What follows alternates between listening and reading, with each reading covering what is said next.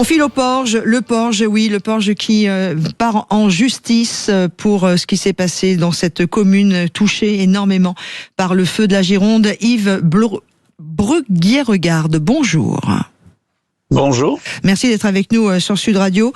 Vous êtes aujourd'hui sur Sud Radio le porte-parole de cette association qui s'organise pour aller en justice. Expliquez-nous pourquoi.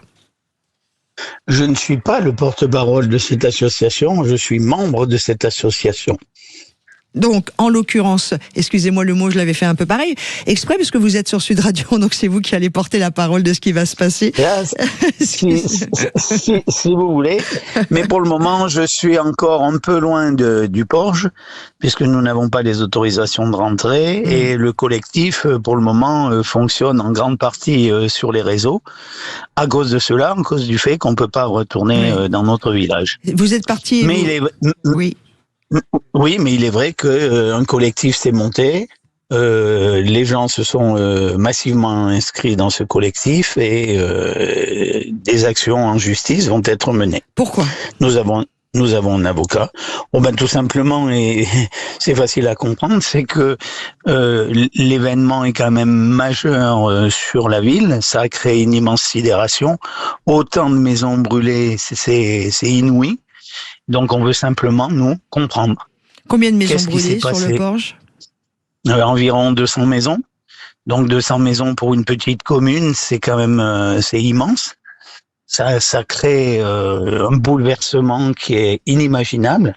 Et donc, il faut savoir qu'est-ce qui s'est passé, pourquoi autant de maisons au Porge ont brûlé. Nous, on ne cherche pas de polémique du tout. On veut simplement avoir des réponses.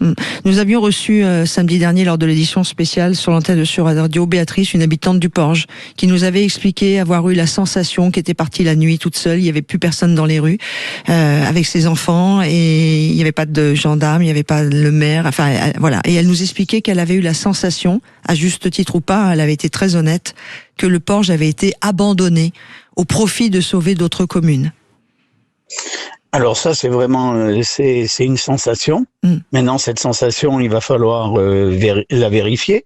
C'est pour ça que nous sommes constitués avec un collectif et un avocat pour savoir véritablement ce qui s'est passé. C'est vrai que certains quartiers n'ont pas été alertés. Ça, c'est une réalité. Le FR Alert n'a pas marché sur les téléphones. Nous, par contre, les gendarmes sont passés à la maison pour nous faire évacuer. Il était 20h30. Concrètement, Yves, là, la suite des opérations, le dossier est en train d'être constitué avec l'avocat et le collectif. Et vous pensez le déposer dans un délai de combien de temps ? On sait à quel point, malheureusement, des fois, tout est tellement long. Alors là, on ne sait pas du tout, parce que je crois qu'une des premières étapes, ça sera de réunir physiquement l'ensemble des membres du collectif, de voir l'étendue des dégâts, et de voir ensemble quelle action on veut mener auprès de qui, voilà. En tout cas, vous savez que vous avez micro ouvert sur Sud Radio, Yves, vous, tout autre représentant également du collectif, et qui pourra être le porte-parole au moment opportun. Au moment opportun, tout à fait. Merci. Tout plein de bonnes choses de la part, tout ce que l'on peut vous offrir en ondes positives de la part de l'équipe de Sud Radio.